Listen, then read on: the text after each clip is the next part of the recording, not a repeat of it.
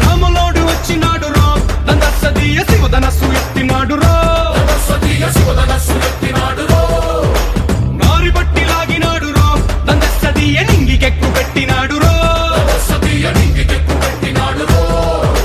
బళబళ బళ బెళ్ళుమంటూ ఆకాశాలు కూలినట్టు బళబళ బళ బెళ్ళుమంటూ దిక్కులన్నీ వేలినట్టు విలవిలమను వెళ్ళు విరిచి జనకరాజు అల్లుడాయరో